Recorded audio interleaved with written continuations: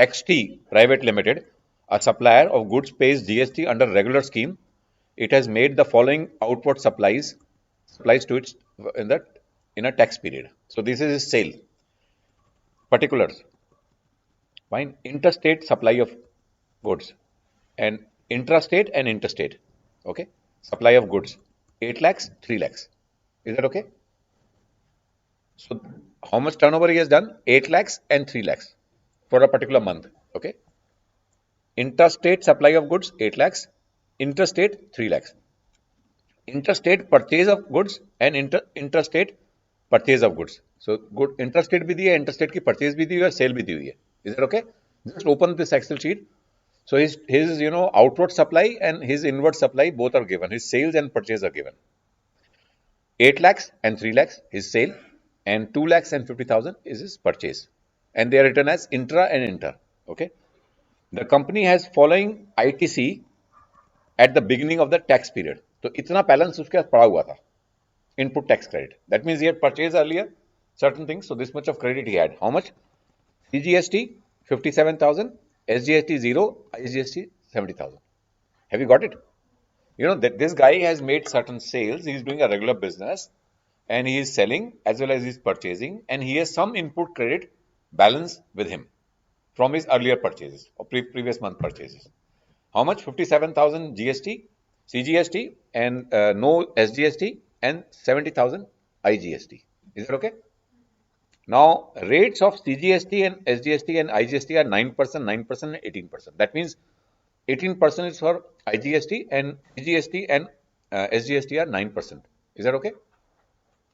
Both inward and outward supplies are exclusive of taxes wherever applicable. So these are exclusive of taxes. So this sale is without any taxes. All conditions necessary for availing ITC has been utilized, fulfilled. Compute the minimum GST payable in cash by this company for the tax period. Make suitable assumptions if required. So how much he is supposed to pay tax? Fine. So this question is given to you कि इतनी cell है, इतनी purchase है, इतना credit उसके साथ पड़ा हुआ, तो आप you have to make a case where he has to pay the minimum tax. Okay. So let's see the solution. Go to the solution. Go at the top. First, we'll talk about whatever sale he has made. Okay, that is GSTR 1. जो हमने 1 देखी थी वो वाला type है.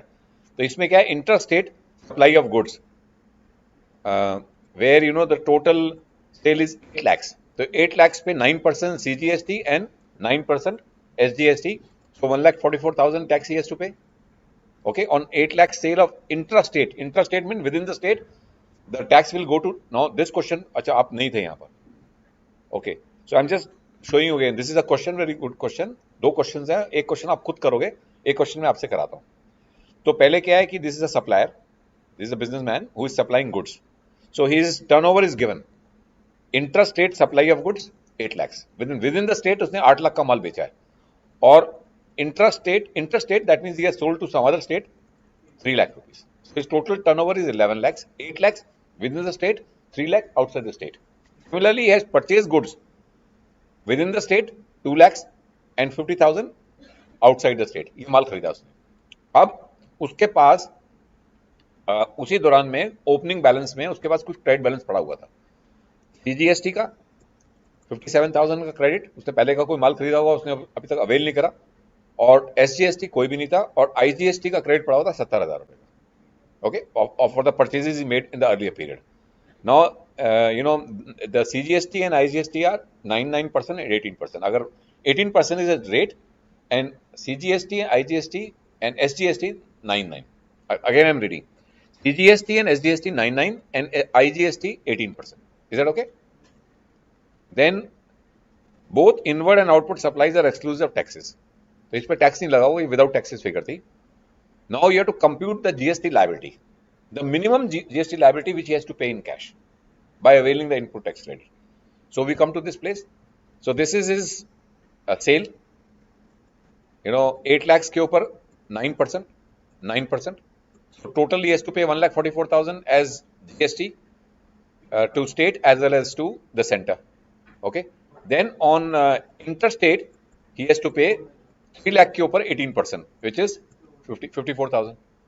Okay, so that means his total liability is now he has to pay 72,000 CGST, 72,000 SGST, and 54,000 GST. Total tax liability is how much? 1,98,000. Is it clear to all? ये उसकी liability है on the basis of his sales. So this is equivalent of GSTR 3, GSTR 1. जो 1 की return है वो ये है, समझ लो. Okay. Now we come to the ITC, which is GSTR 2B, which is auto populated.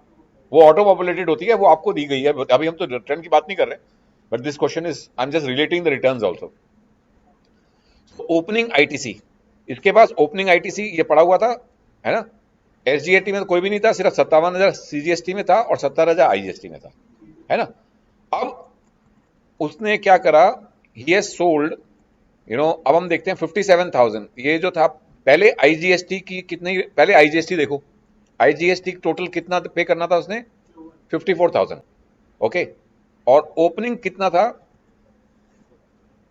Sorry 70 total जो था, opening 70,000 था, तो इसने 57,000 तो इसके अगेंस्ट एडजस्ट कर दिया. सॉरी, और सॉरी सर, ये तो ओपनिंग बैलेंस है, नीचे आओ.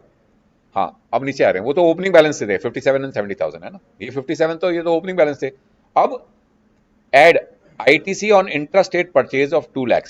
अब इसने 2 लाख रुपए की, अब उसका और क्रेडिट मिल रहा है उसको, सॉरी, अब उसको क्रेडिट मिल रहा है. 2 लाख रुपए का उसने इंटरस्टेट खरीदा, तो इस पे 9%, और फिर उसने 50 लाख का माल बाहर बेचा, उस पे 18%. Is that okay? फाइन.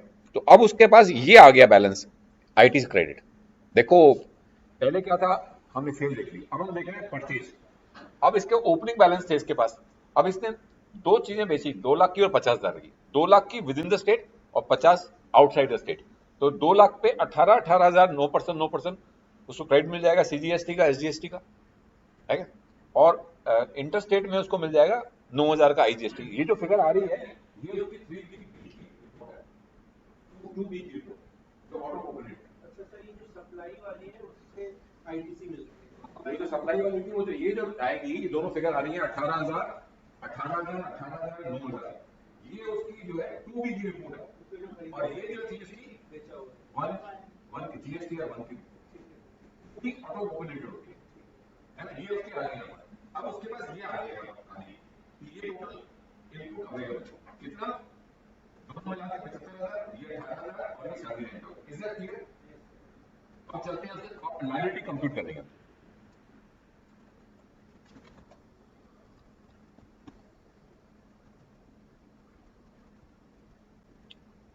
अब यहां आ जाते हैं लायबिलिटी कंप्यूट करने के लिए. अब देखते हैं हम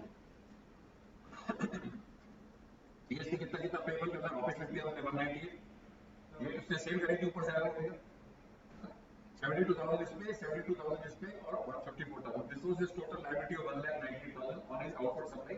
okay, this is GST payable. Okay, less ITC.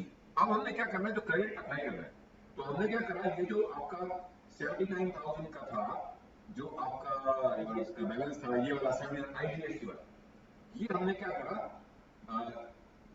पूरा लगा लिया आईजीएसटी. आईजीएसटी लायबिलिटी तो पूरी खत्म कर दी. जो बाकी बची उसको हमने स्टेट की लायबिलिटी, या तो आप इससे क्लेम कर सकते हैं, ऐसे कर सकते हैं, किसी से भी कर सकते हैं. You can claim against anything you want. तो आईजीएसटी का क्रेडिट है that you can adjust against CGST as well as SGST. किसी के अगेंस्ट भी कर सकते हैं, इससे कि आपकी लायबिलिटी कम हो जाए. तो आपको सबसे ज्यादा एडवांटेज है, उसको आप उसको छोड़ोगे. तो आपने क्या करा, आपने इससे 54,000 तो अपनी आईजीएसटी लायबिलिटी खत्म कर दी. सेल करेंगे, उस पर जो बनता है आईजीएसटी, उसका आईजीएसटी क्रेडिट से आपने नॉकआउट कर दिया. ओके, अब बचा आपके पास आईजीएसटी क्रेडिट 25,000 फालतू का, वो आपने एसजीएसटी के ऊपर क्लेम कर दिया. ओके, अब हम आगे चलते हैं. अब यहाँ पर ये क्या कहते हैं, ये इसने जो है इनपुट पे करना था कितना, 75,000. इसके लिए 70,000, 3,000 रुपए का बैलेंस बच गया. देखो जो उसकी सीजीएसटी की लायबिलिटी थी, ये वाली ऊपर वाली, ये जो सीजीएसटी की लायबिलिटी थी, इसके अगेंस्ट 72,000 बनता था टैक्स, 75,000 बनता था. इसने 72 के अगेंस्ट ये पूरा 72 ले लिया, तो 3,000 का क्रेडिट बच जाएगा इसको. ये भी है, अगले साल कैरी फॉरवर्ड हो जाएगा, अगले महीने कैरी फॉरवर्ड हो जाएगा. और ये वाला जो था 25 ले चुका है, 18,000 का क्रेडिट इसने लिया, 29,000 जो है इसको पे करना पड़ेगा, 29,000 पे करना पड़ेगा। और ये कैरी फॉरवर्ड है, ये कैरी फॉरवर्ड कुछ नहीं होगा, यहाँ इसको पे करना पड़ेगा। Minimum GST payable will be 29,000, और ये जो है इसने पे कर दिया, तो इसका मतलब 29,000 पे करना है, किसको पे करना है, एसजीएसटी लायबिलिटी, और 3,000 का क्रेडिट अगले महीने ट्रांसफर कर। ये आगे समझ में, हैव यू गॉट इट, क्या हैव यू अंडरस्टूड? अच्छा, ये जो है ना, देखो उसकी लायबिलिटी कितनी थी, 72 72 ये तो पे on account of CGST, 72,000 SGST and 54,000 IGST, ये पे करना था।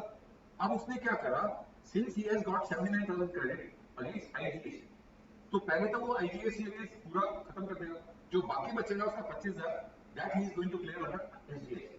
ओके, तो इसका 79,000 पूरा एग्जॉस्ट हो गया आईजीएसटी जो क्रेडिट था। Then his GST liability was 72,000, but he had a CST credit of 75,000, so he's going to claim entire, so he will be left with 3,000 balance. Now in this case, he has paid 25,000 here, so क्या कहते हैं ये यहाँ पर इसका 18,000 था, तो ये 18,000 भी क्लेम कर लेगा। ये आईजीएसटी से 25 करा, 18 इससे करा, तो बचा उसका 32,000, ये इसको पे करना पड़ेगा, that is to pay now. And IGST इसने पूरा पे कर दिया, तो इसका मतलब net net he is to pay 29,000 rupees of tax during the month under which account, SGST, and he will still carry the 3,000 balance under CGST.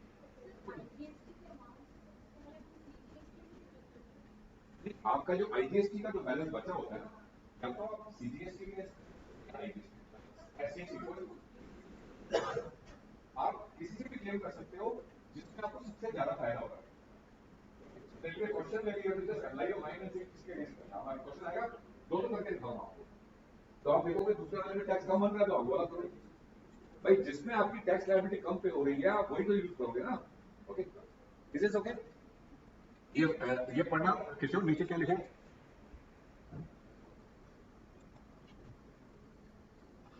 just read loudly, note. Sufficient balance of input tax credit of CGST is available for paying CGST liability and cost utilization of ITC on CGST, and SGST is not allowed. ITC of IGST has been used to pay SGST after taking this liability to minimize cash out. So this is basically minimize the cash flow. Second question है, question number 2. Just open, question आपके पास है ही, ये दिया हुआ। अब इसमें क्या है, आपने ये सेम क्वेश्चन है but figures have changed now. Now what is this inter, ये इसकी टर्नओवर है 10 लाख और 8 लाख। 10 लाख जो है वो तो विद इन द स्टेट है, और 8 लाख आउटसाइड द स्टेट है। सिमिलरली ये purchase 3 lakh with in the state and 2.5 lakh outside the state, और उसके बाद ये जो पड़ी हुई credits at the beginning. Now the same thing 99 18%, तो हमने इसको यूज करना है ऐसे।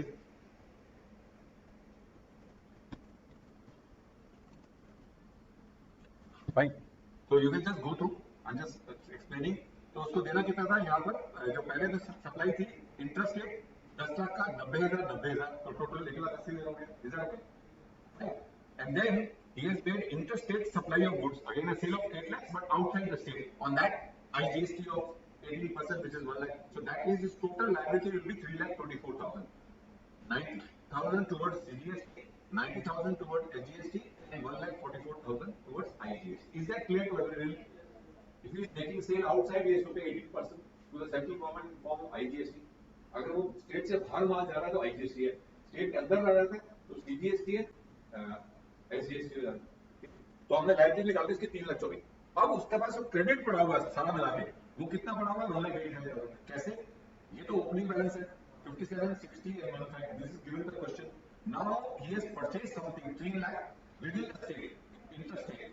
Okay, interstate. तो उसमें उसने 3 लाख पे, 3 लाख में 9%, 27, 27, तो यार कुछ नहीं है। अब 2.5 लाख का माल उसने बाहर से खरीदा, उसके ऊपर 18%, which is 45,000. So that means now total credit available with which will be 84,000, 87,000 and 1,80,000. ये आ गया बस। Credit of CGST will be opening balance plus the fresh purchases. Opening balance plus the fresh purchases. Opening balance plus for the fresh purchases. So overall his total figure is 84, 87 and 1,80,000. Okay? Any doubt? Clear हो गया? अब हमने निकाली उसकी liability कि कितना उसको पे करना है। तो पे करा हुआ ऐसे आ गया। अब उसको पे करना था 3,24,000। ओके, अब उसके पास जो है 1,00,000 फर्स्ट हम देखेंगे पहले आईजीएसटी 1,85,000। ये इसने कैसे एग्जॉस्ट करा? अगेंस्ट आईजीएसटी पूरा 1,44,000 की लायबिलिटी पूरा कर दिया, और उसके बाद उसने सीजीएसटी में 38,000 करा और 3,000 इसके अगेंस्ट करा, तो उसका पूरा खत्म हो गया। अब क्यों करा दिखता है, ऐसा क्यों करा हमने? क्योंकि अब उसका इसके बाद 52,000 का इसके पास इसने यूज कर लिया सीजीएसटी का, जो उसके पास 84,000, तो उसका 32,000 का बैलेंस आ जाएगा। ओके, और यहाँ पर उसने 87 था, उसने 3 पे करा तो उसका 0 हो गया। तो इसमें 3 इसलिए करा क्योंकि वो पूरा एग्जॉस्ट हो जाएगा उसका, और ये वाला पूरा हो गया। इसका मतलब 32,000 उसका क्लोजिंग बैलेंस आ जाएगा किस अकाउंट में? सीजीएसटी में। और सॉरी, और उसको मिनिमम टैक्स पेबल जो है निल है, यानी कोई टैक्स पे करने की जरूरत नहीं है। He doesn't have to pay any tax, but still you will be left with some GST input credit. Is that okay? अब हम करते हैं, अब हम चलते हैं स्लाइड्स पे दोबारा से। Was it simple? समझ आ गया अच्छी तरह से?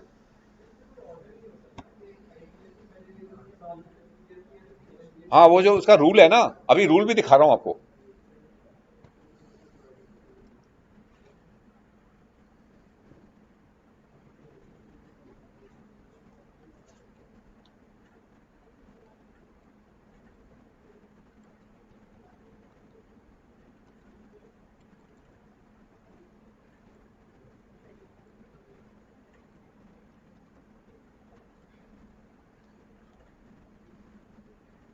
Okay, so this is the rule. Okay, just read this, Kishore. Please focus here. This is very important. Component of input tax credit. Input tax credit of IGST. How is it utilized? It can be utilized for payment of IGST, CGST and SGST on outward supply. Is that okay? जो IGST का credit है वो तीनों का use कर सकते हैं, whether it is IGST, CGST, नीचे Input tax credit on account of IGST shall first be utilized towards payment of IGST, and the amount remaining, if any, shall be utilized towards the payment of CGST and SGST in the year. Next. Input tax credit of CGST be utilized for payment of CGST first, as per the payment of IGST on outward supply. Input tax credit on account of CGST shall be utilized towards payment of IGST only after the input tax credit available on account of IGST has been utilized fully. तो sir CGST का भी अगर कुछ बचता है उसको IGST में cut off कर हाँ, सकते कर हैं। सकते हैं, बिल्कुल वही लिखा हुआ है। Input credit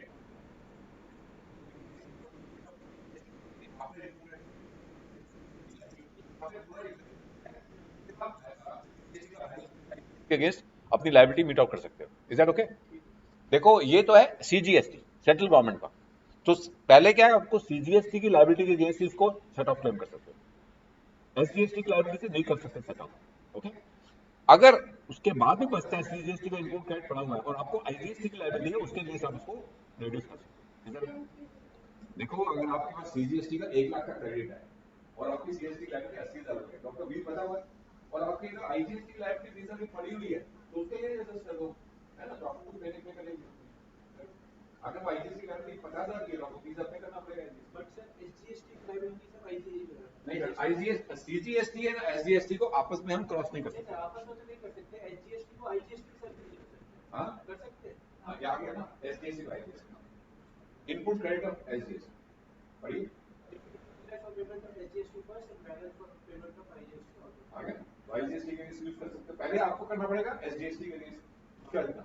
Input tax credit on account of SGST shall be utilized towards payment of IGST only after the ITC available on account of IGST and CGST has been fully exhausted. तो ये जो SGST है, हाँ, SGST की जो liability है can be utilised towards payment of IGST only after the input credit available on account of IGST has been fully utilised. देखो, वो कहता है input tax credit on account of SGST shall be utilised towards payment of IGST. अगर आपकी कोई IGST की liability है तो उसको आप एसजीएसटी से कर सकते हो। सपोज एसजीएसटी का क्रेडिट आपको 1,00,000 रुपए का है ना, और आपने कोई सेविंग करी विद द स्टेट, आपने बाहर करी तो आपकी आईजीएसटी लायबिलिटी बनती है, IGST Only after input rate available on account of IJ and has been fully utilized. हाँ, अगर आपने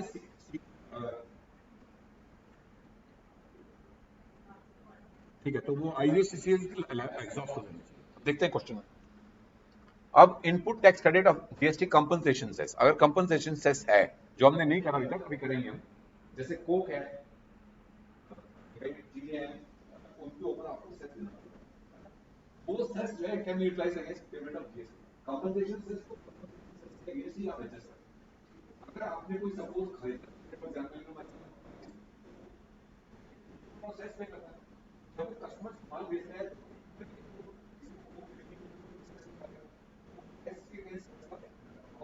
balance government will pay.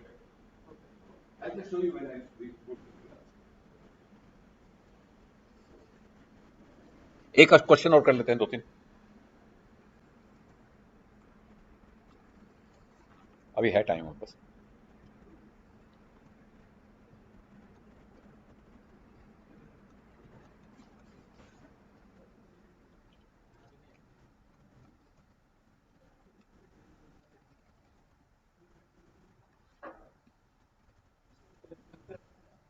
Okay, time limit to avail input credit, ये बड़ी इंपॉर्टेंट है।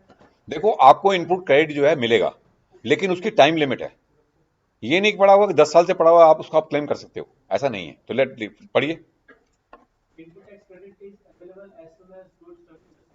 तो as soon as your goods are received you are entitled for, जैसे ही माल खरीदा आप इनपुट क्रेडिट ले सकते हो।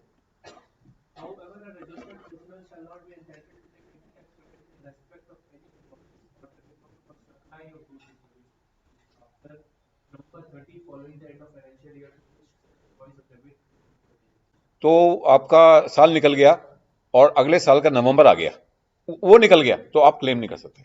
पिछले साल अप्रैल टू मार्च तक का आपको नेक्स्ट ईयर के नवंबर 30 तक आपके पास टाइम दिया गया है कि आप क्लेम कर सकते हो। अब क्वेश्चन भी देखते हैं इसका। और तो आपको एक एनुअल रिटर्न भरनी पड़ती है, ओके, वो भी GSTR 9 या समथिंग है। अगर आपने वो भर दी तो उसके बाद तो आप नहीं ले सकते। तो जो भी चीज पहले होगी ना, आपने नंबर से पहले रिटर्न भर दी तो फिर आप इनपुट क्रेडिट नहीं ले सकते। आप इसको देखते हैं क्वेश्चन, आगे पढ़िए।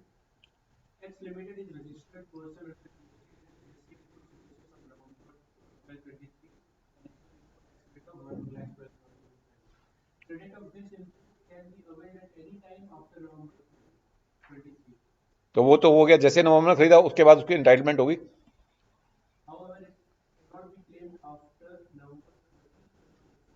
Is that okay? नवंबर 30 तो डेडलाइन है। और दूसरी क्या है?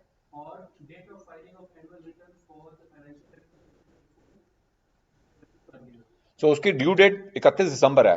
जो रिटर्न होती है अगले साल 31 दिसंबर तक आपको रिटर्न फाइल कर देनी है। तो अगर आपने दिसंबर में फाइल करी है और 30 नवंबर, तो विच एवर इज अर्ली है, तो 30 नवंबर से पहले पहले आपको करना पड़ेगा। अगर आपने रिटर्न फाइल कर दी अक्टूबर में ही, तो फिर अक्टूबर से पहले पहले आपको, उसके बाद आप क्रेडिट नहीं ले सकते। तो बेटर है कि आप रिटर्न अपने टाइम से भरो। आपने अगर पहले रिटर्न भर दी, आपने बोला मैं भर देता हूँ यार अक्टूबर में रिटर्न भर देता हूँ, तो फिर आपका इनपुट टैक्स क्रेडिट रह गया वो आप क्लेम नहीं कर सकते। तो इसलिए मेक श्योर दैट कोई इनपुट टैक्स क्रेडिट आपने अवेल करना रह गया था वो कर लो पहले, फिर रिटर्न भरो। क्योंकि हाँ हाँ हाँ बिल्कुल, क्रेडिट ले लेना चाहिए। ठीक है, नवंबर 30 से पहले पहले ले लेना चाहिए। बस रिटर्न भरने की जल्दी मत करो, ये कहने का मतलब ये है। Is that okay?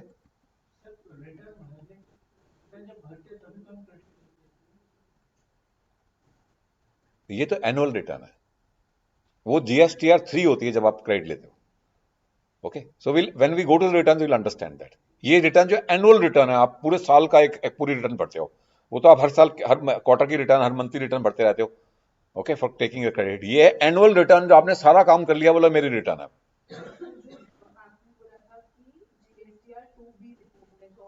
Auto pop, देखो पहले तो GSTR 1 है जिसमें आपने अपनी सारी सेल करी, वो आ गई। GSTR 2 भी ऑटो पॉपुलेटेड है, ठीक है। फिर GSTR 3 है जिसमें कि आप फाइनल रिटर्न भरते हो क्वार्टरली। ओके, जो मैंने दिखाई थी क्वार्टरली रिटर्न भरते हो आप, वो पे आप जो है पेमेंट कर देते हो जितनी मेरी इनवर्ड सप्लाई, आउटवर्ड सप्लाई और नेट मेरा बचता था, जो हमने क्वेश्चंस करे हैं आपने, वो हो गया।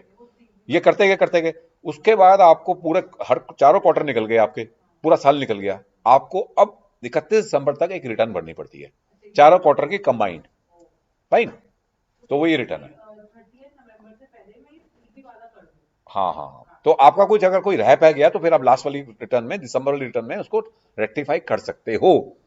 तो आप अगर वो कर दोगे तो फिर आपका जो कोई इनपुट क्रेडिट रह गया था वो अवेल नहीं कर सकते। ये क्या अभी देखेंगे, रिटर्न जब देखेंगे ना तब देख लेंगे।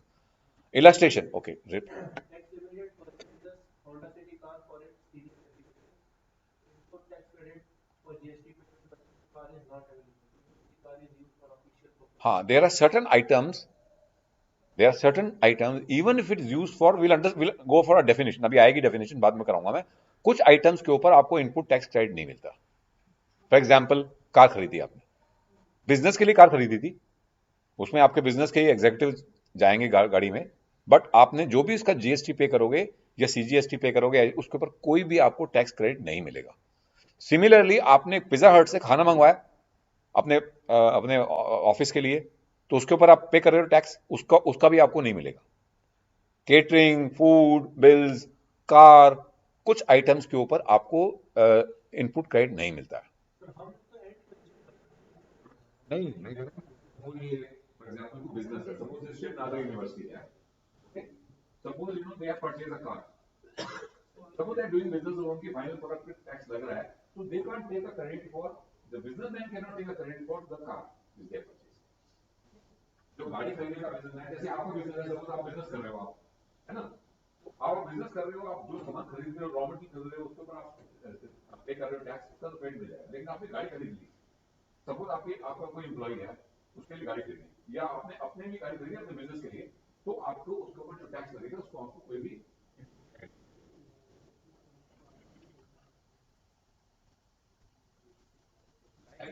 Tax credit for input service general insurance. अब आपने इसको इसके साथ लिंक है, इसको पहले तुरंत बताना। आपने गाड़ी खरीदी, अब गाड़ी की इंश्योरेंस भी कराओगे, गाड़ी की सर्विसिंग भी कराओगे, उसका भी आपको बिल आएगा, उसको भी जो जीएसटी लगेगा, वो सब जीएसटी के ऊपर कोई भी आपको छूट नहीं मिलेगी भाई। सर एसीएम लगा रहे हैं, इनपे तो मिल जाएगा। हाँ, तो कार की बात कर रहा हूँ मैं, एसी की बात करेंगे, एसी तो है ही नहीं उसके तो लिस्ट में ना, एसी लगाओ, एसी में कोई प्रॉब्लम नहीं, कार में है जो आइटम नेगेटिव लिस्ट में गई है उसी की। ये जो कार हमने खरीद लिया, मान लीजिए एकदम एंड रिटेलर से बिग मैं एंड कंज्यूमर हूँ तो मुझे क्रेडिट नहीं मिल रहा। हाँ, आप तो एंड कंज्यूमर हो, आपने जैसे मैंने पर्सनल गाड़ी खरीदी आपने अपने लिए चलाने के लिए, आपको इनपुट क्रेडिट किसी से लेना ही नहीं है, लेना ही नहीं। तो मतलब ही नहीं है। तो बिजनेस वाला भी जब खरीद रहा है अपने एग्जीक्यूटिव के लिए खरीद रहा है, तो हाँ, तो लेकिन वो अपने कंपनी के नाम पे खरीद रहा है, एग्जैक्टिव नाम से नहीं खरीद रहा, उसने खरीदा एक्स वाई जेड लिमिटेड के नाम से गाड़ी खरीदी है, उसका बिजनेस ऐसा है, वो एग्जैक्टिव को के लिए यूज करने के लिए दे रहा है कि तुम इसको अपने घर का में तुम्हें जाना ऑफिस पर यूज करना है या अपने ऑफिस के लिए यूज करनी है, वो गाड़ी यूज करेगा। और उसने अपने ऑफिस के लिए ली है तो नहीं। हाँ, सिर्फ इसमें एक एग्जेम्पशन दी जाती है कि अगर आपने गाड़ी खरीदी है, ओके, तो वो अलाउड है। आपको 13 सीटर गाड़ी कोई भी उसके ऊपर क्या आपको सीजीएसटी अभी आएगा आपको गाड़ी, सिर्फ 14 seater car and above cars which are used by business people for transporting their employees or bringing their employees home or whatever purposes. It's a business. तो आपको उसमें मिलती है, सब उसकी अभी बात आएगी। देखो हमारे लिए question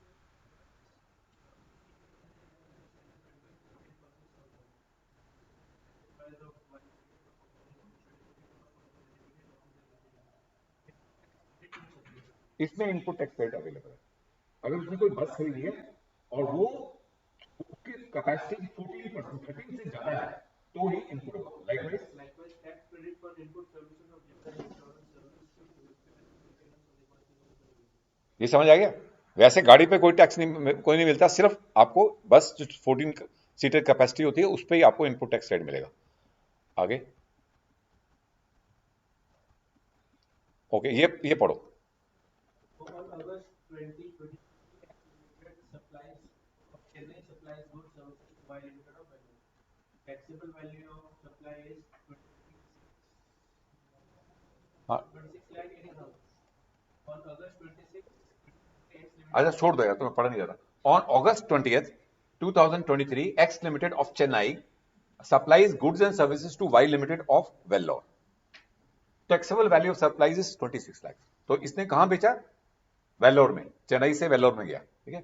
on August 26, 2023 x limited supplies goods services of Z of Bengaluru. तो इसका मतलब ये गुड्स जो है, ये तो हो गया इंट्रास्टेट, ये इंटरस्टेट हो गया, ये माल निकल गया बाहर, ठीक है। Total taxable value of supplies 5 lakhs, GST rate is 18% और यहां पर 9% होगा। X Limited has the following balance in his electronic ledger: IGST 92,000, CGST 5,000 and SGST 9,000। ये देखिए आपने बैलेंस दिया हुआ और दो तरह की आउटवर्ड सप्लाई दी, एक विद इन द स्टेट, एक out the state, okay. Balance दिया आईटीसी है। देखो ऐसा होता है, इसको बोलते हैं इलेक्ट्रॉनिक क्रेडिट रजिस्टर। मैं आपको दिखाऊंगा जीएसटी पोर्टल में there are 3 registers, so input tax credit होता है, उसको इलेक्ट्रॉनिक क्रेडिट रजिस्टर बोलते हैं। उसके अंदर कितना बैलेंस पड़ा हुआ है, डिजिटल फॉर्म है ना, तो ये डिजिटल फॉर्म में ये पड़ा हुआ है उसके पास बैलेंस। अगर ये होगा इलेक्ट्रॉनिक क्रेडिट लेजर में तभी वो क्लियर करता है, नहीं क्लियर वो ऑटो कंप्लीट होके आ जाएगा। आगे देखते हैं।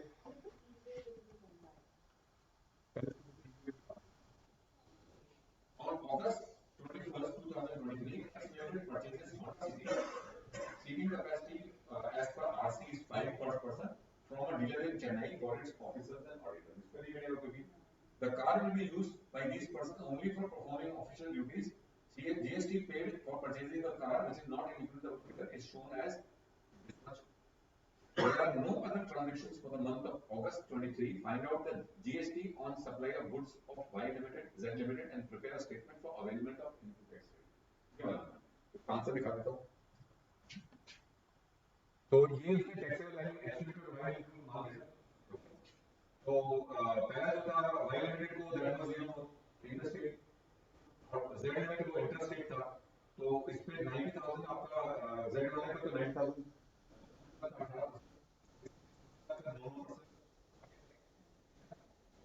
Amount charge by X Limited 31 lakhs, ये इसका टोटल बिल हो गया और 5,09,000 टोटल बिल हो गया। 100,000 उसमें टैक्स हो गया, उसके बाद 41,232 लायबिलिटी फॉर टैक्स। अब हम देखते हैं टैक्स फॉर आउटवर्ड सप्लाई।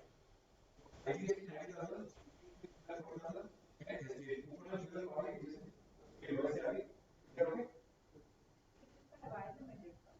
नहीं, ये टोटल है ना, वो जो एक्चुअल वैल्यू को बेचा था, एक को बेचा बेंगलुरु में, एक को बोला वेल्लोर में, तो सबकी लायबिलिटी कितनी है? 90,000 की, जो उसने माल बाहर बेचा था उसकी, और जो माल विद इन द उसमें बेचा था वेल्लोर में, उसका 241 ही है। टोटल आउटवर्ड सप्लाईज का आगे ना लायबिलिटी वापस दिखाऊं क्या? दिखाने की जरूरत है। तो ये टोटल उसका, अब उसकी ये जीएसटीआर 1 की रिपोर्ट आ गई कि इतना टैक्स पे करना है, okay. Less input tax credit on input good services available in electronic ledger. तो उसके पास अब क्या बचा था, है क्या उसके पास? ये दिया हुआ है पीसीएस के, ये IGST 92,000, CGST 5,000, SGST 9 lakhs, okay. हाँ ये 9 लाख है, ये याद रखो आप, 9 लाख एसजीएसटी काफी बड़ा है, और आईजीएसटी 92,000 और सीजीएसटी 5,000। अब हम ये देखते हैं, अब आईजीएसटी तो ये 90,000 ये पूरा क्लेम कर लेगा। कितना था आईजीएसटी का बैलेंस? कितना बैलेंस था? 90। तो इसका कोई बैलेंस रहेगा नहीं, पूरा यूज हो गया। अब आता है सीजीएसटी, उसके अंदर उसने 92,000 बैलेंस था, तो 90 यहां कर लिया और 2 वहां कर लिया आईजीएसटी का। आईजीएसटी जो बैलेंस था 92,000 था उसके पास, 90,000 तो उसने यहां यूज कर लिया, 2,000 उसने सीजीएसटी कर लिया।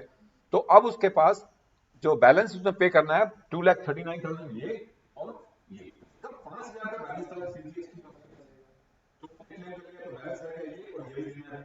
अब उसके पास ये बैलेंस उसने 2,000 का बैलेंस तो पे कर दिया, तो इसके पास का मतलब ये जो है यहां पर इसकी टैक्स लायबिलिटी आ गई 34,000 के बीच में 2,40,000, 2,000 यहां 5 ये और इसको 2,34,000 पे किया, और ये जो था पूरा 2 लाख के अगेंस्ट पर बिल हो गया, 6 लाख का बैलेंस। और परचेजर हॉन्डा सिटी का input tax is not available, तो उसको हटा दिया क्योंकि वो फिगर में शामिल ही नहीं था। Is that okay?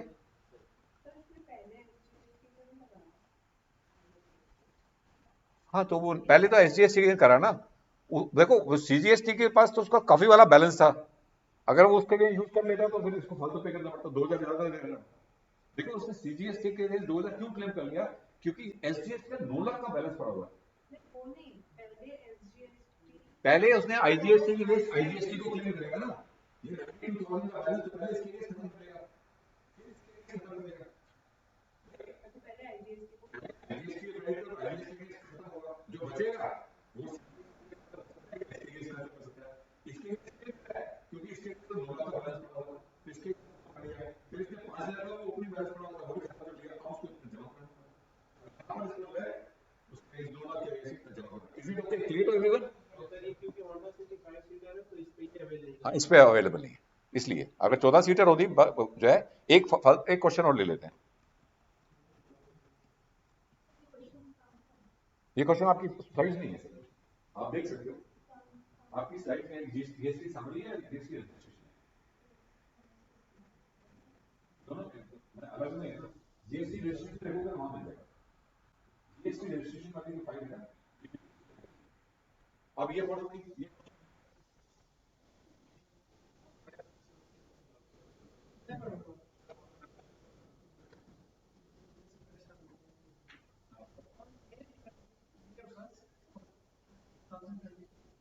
Banks of Maharashtra supplies goods or services of Odisha. Maximum value of supply is on 6th of May, X supplies to B Limited of Mumbai. Maximum value of supply is 58 lakhs. This is 80%.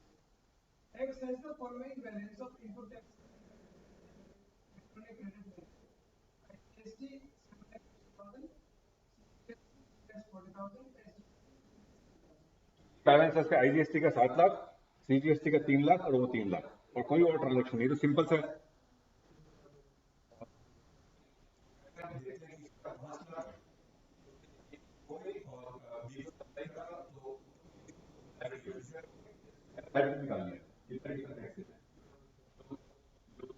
Interest rate है, उसमें तो आ गई आपकी 5 लाख 9 की liability IGST की, और interest rate जो है वो सीजीएसटी की और एसजीएसटी की 58 लाख का 9%, 9%। ठीक है, ओके।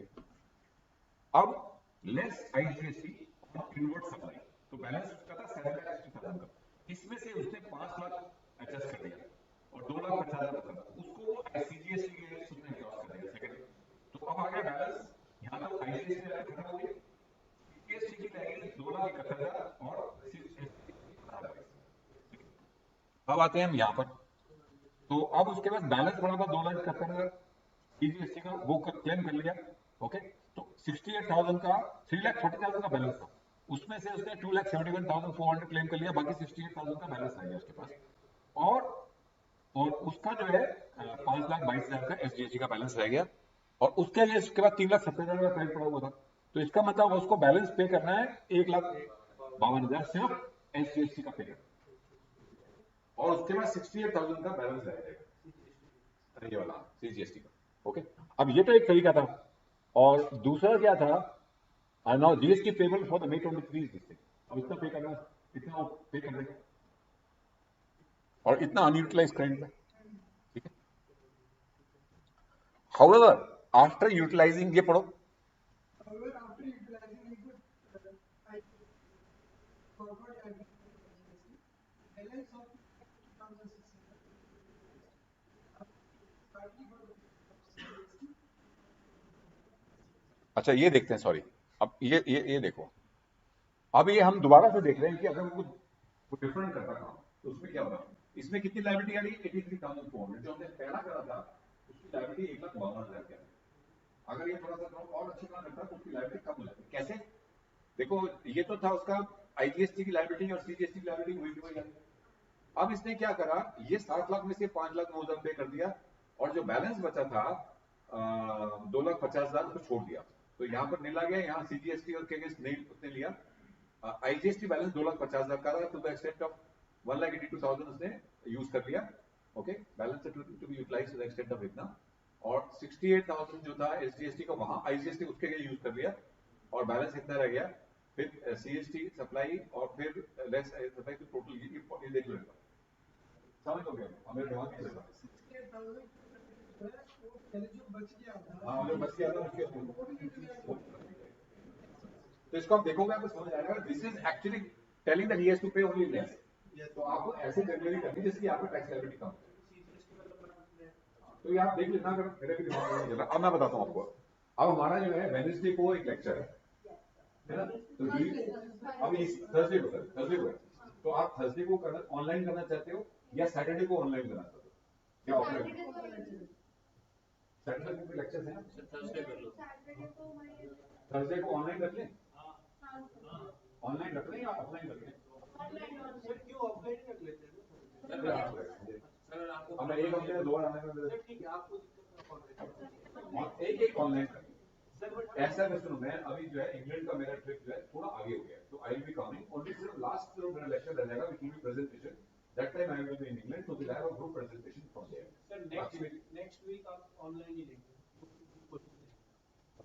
अभी थर्सडे को जो आ रहा है ये थर्सडे को ऑनलाइन आ रहा है उसका ऑफलाइन कर होली के बाद हाँ वो हम ऑनलाइन वो ऑनलाइन ही लेना वो भी ऑनलाइन है ये कल इस थर्सडे भी मैं ऑनलाइन अभी मैं ऑनलाइन ले लूंगा थर्सडे भी तो वैसे ही वो आएगा वो कहीं ऑनलाइन लो क्योंकि आप लोग यहाँ नहीं होंगे घर पे हो। तो अभी मैं रिक्वेस्ट कर दूंगा अगली बारी ऑनलाइन अभी देखो अगली भी ऑनलाइन तो थोड़ा सा हो जाएगी दो परसों वाला आप ऑनलाइन रखेंगे हाँ परसों वाला ऑनलाइन कर दें और अगले थर्सडे वाली ऑनलाइन सर पर टाइम ही नहीं रहेगा क्योंकि 12:30 से बात तक नहीं करते ऑनलाइन वाली जो क्लास है थर्सडे वाली वो तो हम सुबह करेंगे यही टाइम है होली वाली जो है उसका टाइम चेंज कर उसका टाइम जो भी होगा वो हम डिसाइड करेंगे